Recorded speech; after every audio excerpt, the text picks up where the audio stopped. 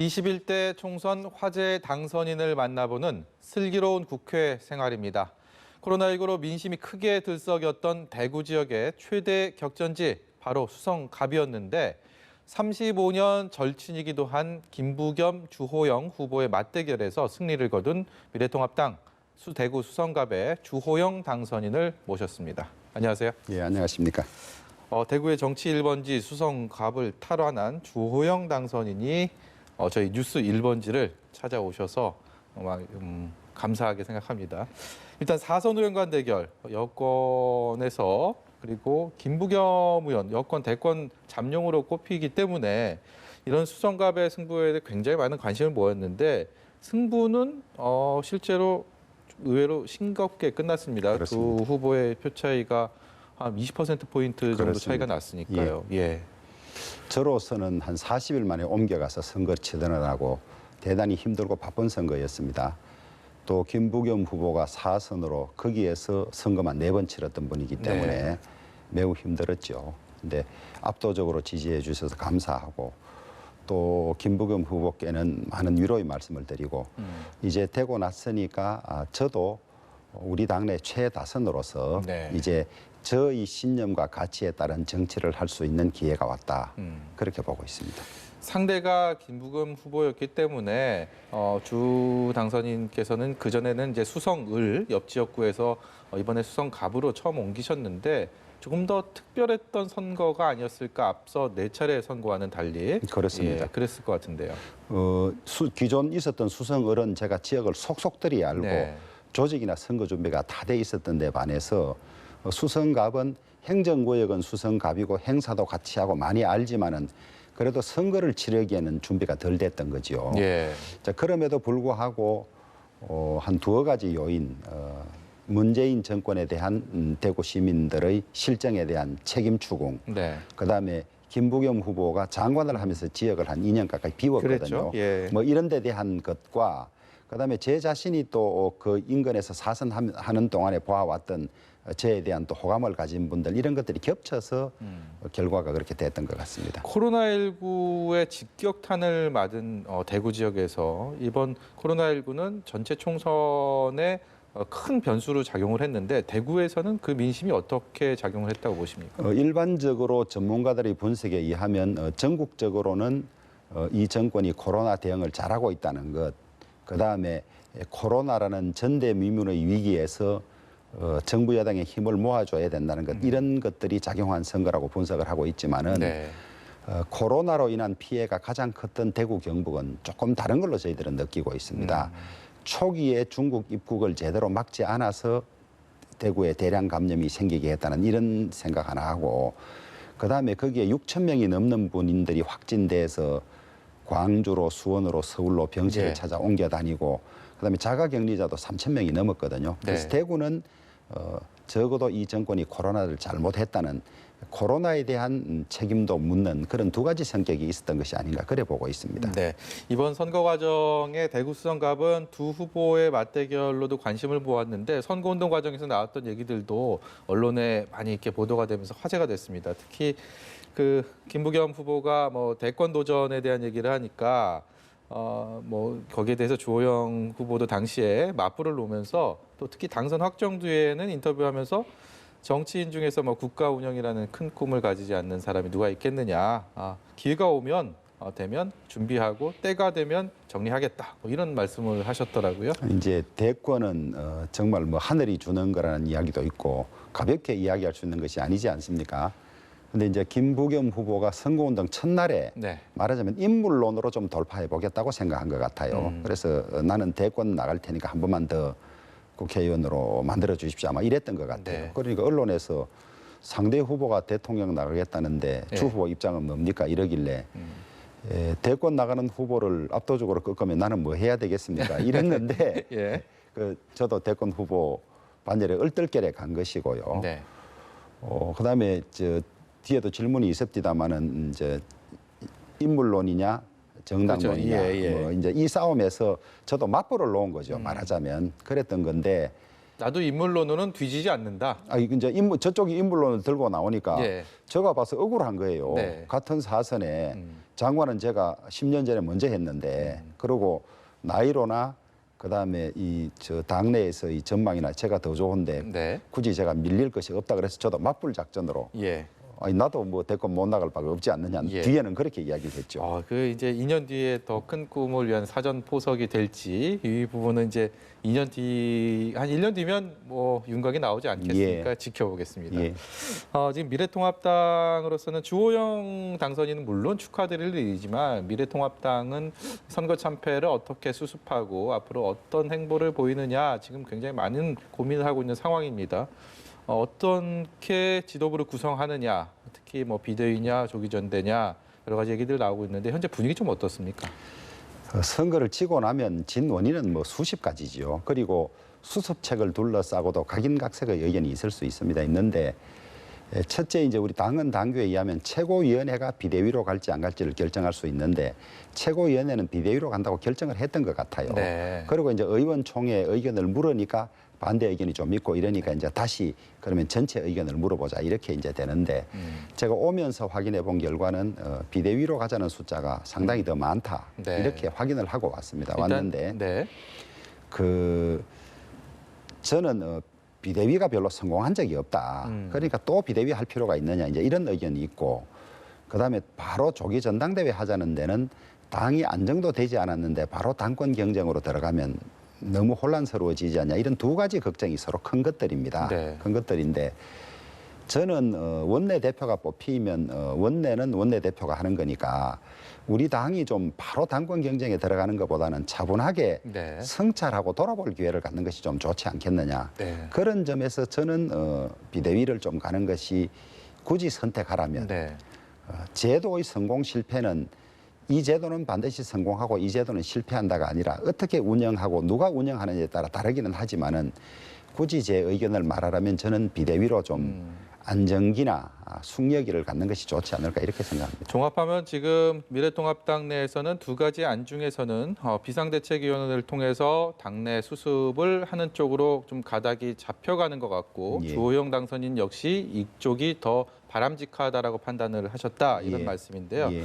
지금 원내대표가 이제 당 내를 또 수습을 해야 되는 상황이 될 텐데 그만큼 지금 미래통합당의 원내대표는 굉장히 막중한 책임을 안게 될 것 같습니다. 적임자가 누가 될 것이냐 원내대표 경쟁이 하마평은 계속 있는데 주호영 의원도 이 하마평에 올라 있단 말입니다.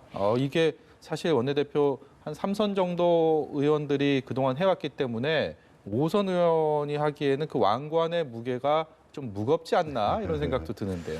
보통 4선, 3선들이 많이 했는데 이제 그 개원 국회는 원내대표 역할이 정말 중요합니다. 원구성 협상을 해야 되기 때문에 네.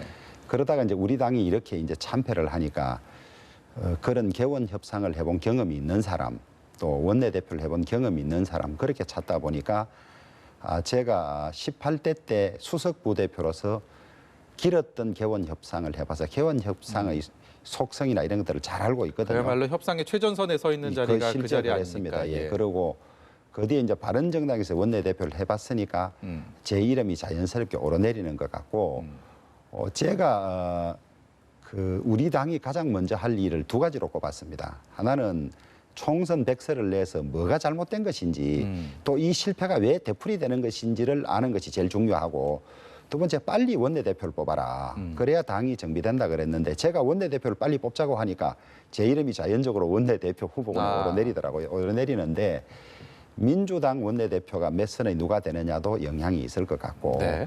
또 당선자들의 뜻이 제일 중요한 것이지 이 지금 뭐 당이 어려운 마당에 내가 원내대표 하겠소 뭐 이럴 계제는 아니라고 봅니다. 먼저 나서서 하겠다라는 레이스에 뛰어들 생각까지는 없지만 당의 원내대표가 원구성하는 과정에서의 여러 가지 너무나 큰 책임을 갖고 역할을 해야 되기 때문에 굳이 이 상황을 안게 된다면 거부할 뜻은 없다 이렇게 이해하면 되겠습니다. 예, 이제 시간이 흐를수록 아마 의견이 형성될 걸로 그렇게 생각합니다. 예.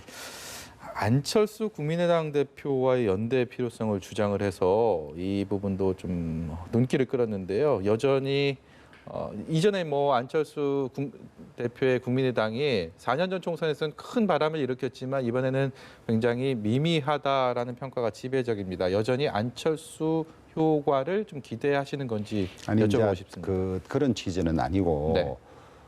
제가 그렇게 인터뷰에 그런 안철수 대표를 언급하니까 지금 안철수 대표를 데리고 오든지 이 연합이나 통합하자는 말이냐 이렇게 이해를 하는 분이 많더라고요. 예. 그것이 아니고 2022년 대선을 앞두고는 생각을 같이 하는 그룹들 지금 안철수 대표나 국민의당도 문재인 정권에 관해서는 상당히 비판적인 입장에 있지 않습니까? 여러 가지 네. 정책에 관해서 그런 경우는 다 모여야 한다고 이야기한 것이지 당장 무슨 뭐 그런 계기는 저는 없을 것이라고 봅니다. 그래서 보수의 외연을 확장하는 차원에서 그렇습니다. 예. 그런 것이지 이 일부 언론에서는 당장 무슨 합치자는 걸로 이해를 하고 저에게 질문을 해오는 경우가 네. 있었는데 그것이 아니고 결국은 이제 이번 국회가 들어서면 한 1년 지나면 바로 대선 전국으로 들어갈 텐데 네. 대선을 앞두고는 전체가 다 합쳐야 하지 않겠느냐 범보수는 그런 의미로 이야기를 네. 했습니다.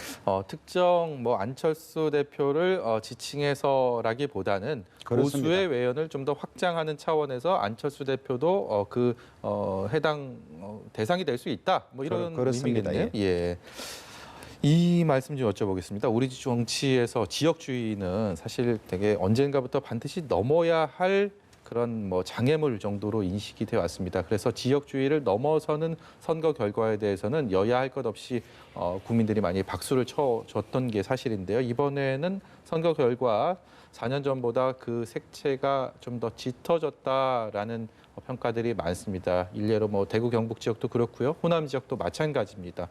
여기에 대해서 지역주의에 대해서 주호영 의원의 생각은 어떻습니까? 이제 민주당의 영남 의석이 줄어든 것은 틀림없습니다만은 민주당의 영남에서의 득표율은 조금 올라갔어요. 네. 당선까지는 가지 않더라도 네. 그런 점에서 그렇게 비관적으로 볼 필요는 없는데요.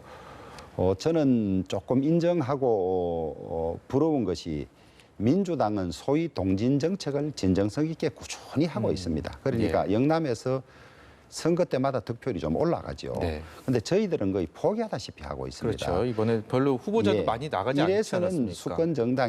수권 정당이라고 이름 붙이기가 부끄럽거든요. 그래서 저희들도 지속적으로 지역구도 완화를 위한 노력들을 하고 끊임없이 해야지 그것을 저희들이 포기하다시피 한 것 때문에 이렇게 된 측면이 있어서 그 점은 우리가 민주당을 좀 본받고 싶고 더 노력해야 될 부분으로 그렇게 생각을 하고요.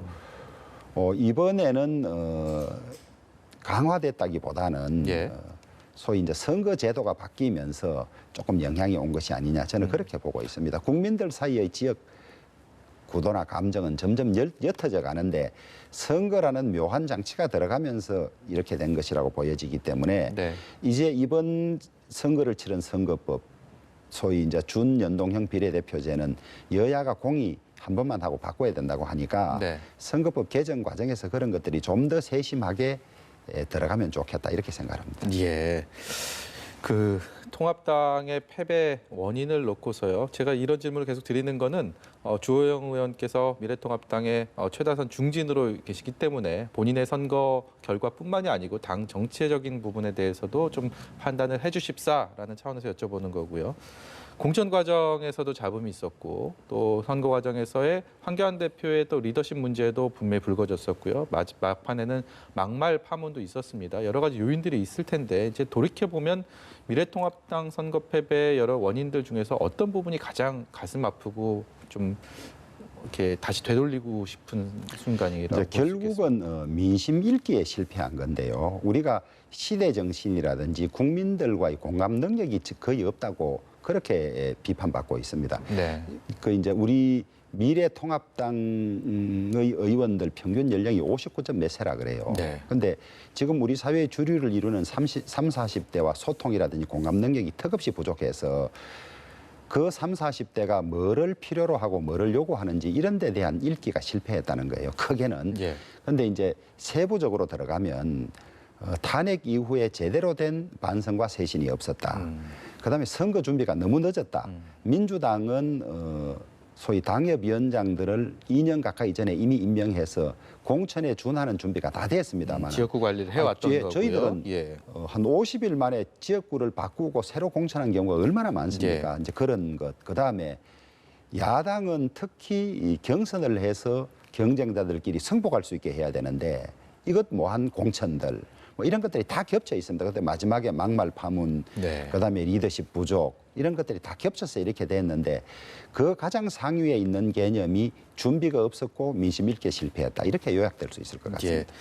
그렇다면 뭐 길게 봐서는 2년 뒤 대선 그리고 당장 21대 국회 시작부터 해서 미래통합당이 제1야당 거대 집권당을 견제할 수 있는 제1야당으로 역할을 하기 위해서는 좀 건강하게 빨리 회복해야 되는 그런 과제가 있을 텐데 인물이나 아니면 체제 이렇게 변화에 있어서의 가장 중요한 포인트를 어디에 둬야 된다고 생각하십니까? 저는 이제 절박함을 알면 서로 협력하게 돼 있는데 우리가 절박함을 알아서 내부적으로는 치열한 토론 과정을 거치더라도 외부에 이 당내에서 다시 망하고 난 뒤에 다투는 모습을 안 보여야 하는데 저는 그것이 제일 중요하다고 생각합니다. 네. 구성원 각자가 절박한 마음을 가지고 하게 되면 저는 민심이 완전히 떠났다고는 보지 않거든요. 예. 왜 그러냐 하면 지역구 선거에 있어서 저희들이 8.4% 졌습니다. 네.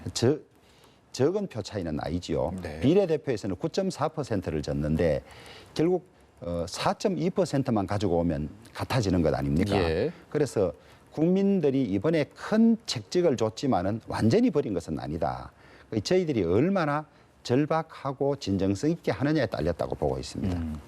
지금 정치권에서는 여야 모두 긴급 재난지원금 코로나19로 예. 인한 이것을 어떻게 풀어가야 될지를 놓고 총선 이후에 가장 큰 이슈로 떠올랐습니다. 지금 미래통합당 입장에서도 여기에 대한 것들이 선거 이전과 이후에 약간의 차이가 느껴지고 있고요. 민주당 역시 이 부분에 대해서 지적을 하고 있습니다. 어떻게 가야 된다고 보십니까? 저희 당 내에서는 전 국민 지급보다는 꼭 필요한 사람에게 더 주자는 의견이 많았던 건 사실입니다. 네. 그런데 국회의원 총선 과정에서 전 국민에게 주자고 이야기를 했었죠. 네. 했었고 각 당들 더불어민주당이나 정의당이나 민생당이나 다 전 국민에게 빨리 지급하자. 예. 이런 주장이 강했습니다. 그런데 지금 이제 정부가 다시 70%만 가지고 왔거든요. 네. 그러니까 이제 저희들이 조금 혼란스러운 거죠. 혼란스러운데 선거 과정에 약속했던 것을 며칠 만에 뒤집기도 참 쉽지 않고 한데 그렇죠. 이제 저희들이 오늘 아마 당에서 전 국민 직업보다는 꼭 필요한 사람에게 직업하자는 쪽으로 다시 방향을 선회한 것 같아요. 그건 왜 그러냐 그러면 전 국민에게 주면서 거의 70%를 넘는 30%에게 더 주면서 빚을 내서 주는 것은 맞지 않지 않느냐. 100% 전 국민에게 지급하려면 세출 구조를 조정해서 하면 동의를 하겠는데 빚을 내서 있는 사람에게 주는 건 맞지 않지 않냐. 이 정도 입장을 정한 것 같습니다. 네. 그래서 국회 예결위와 각 당 지도부의 논의를 더 거쳐봐야 하겠지만은 재원을 어떻게 마련하느냐에 따라서 100%로 갈 수도 있고 상위 30%는 지급하지 않을 수도 있는 쪽으로 결론이 날 것이 아니냐 그렇게 예상하고 있습니다. 예. 20대 국회에 대한 평가가 상당히 박했습니다. 이제 21대 국회도 한 달 정도 뒤면 이제 열리게 되는데 주호영 의원이 5선 의원으로서 막중한 책임감을 가지고 21대 국회는 좀 박수 받을 수 있도록 많은 노력을 해주시기를 이 자리를 빌어서 부탁드리겠습니다. 제발 그렇게 됐으면 좋겠습니다. 예, 지금까지 대구 수성갑 5선 고지에 오른 주호영 미래통합당 의원이었습니다. 고맙습니다.